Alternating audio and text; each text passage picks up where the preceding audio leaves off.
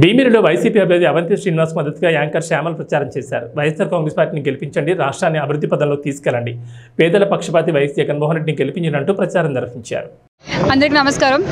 2019లో వైఎస్ఆర్సీపీ పార్టీలో జాయిన్ అవ్వడం జరిగింది. జాయిన్ అయిన తర్వాత మొట్టమొదటిగా నేను చేసిన క్యాంపెయినింగ్ అవంతి శ్రీనివాసరావు గారికే ఇక్కడ భీమిలి నియోజకవర్గానికి రావడం జరిగింది. ఆ రోజు పెద్ద ఎత్తున మహిళలందరూ కూడా మేము అవంతి గారి వైపే ఉంటాము, మా ఓటు అవంతి గారికే అని అన్నారు. అన్న మాట నిలబెట్టుకున్నారు.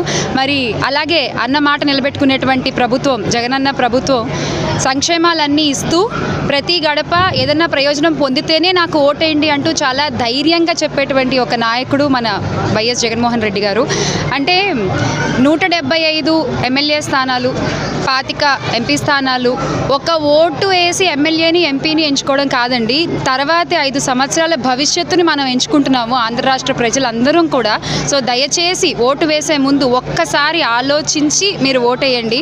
హామీలు ఇచ్చి నెరవేర్చే ప్రభుత్వానికి ఓటేస్తారా, లేదా హామీలు మాటల వరకే ఉంచేటువంటి ప్రభుత్వానికి ఓటేస్తారా అనేది మీ ఇష్టం. అండ్ ఈరోజు ఇక్కడ వైఎస్ఆర్ కాలనీకి రావడం జరిగింది. ఎవరు కూడా ఒక నాయకుడు వచ్చాడు, లేదా ఒక క్యాంపెయినింగ్ చేసేవాళ్ళు వచ్చారు, ఒక నాయకుడు వాళ్ళ కూతురు వచ్చారని కాకుండా మా కుటుంబ సభ్యులు వచ్చారు అన్నట్టుగా మమ్మల్ని ఆదరించి హారతులు పట్టి అవంతి గారికి అయితే అసలు చాలా ఆనందంగా వాళ్ళు మమ్మల్ని రిసీవ్ చేసుకున్నారు.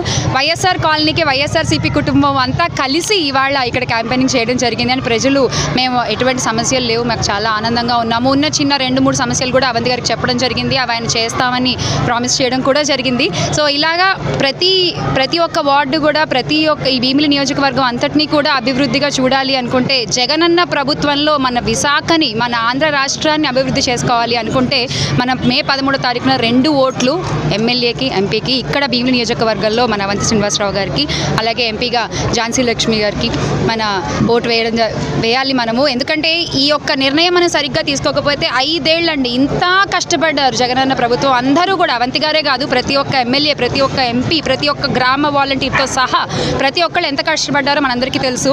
ఒక్క నిర్ణయం సరిగ్గా తీసుకోవడం మనం చాలా అవసరం. ఆ నిర్ణయం మీ చేతుల్లో. జై జగన్, జై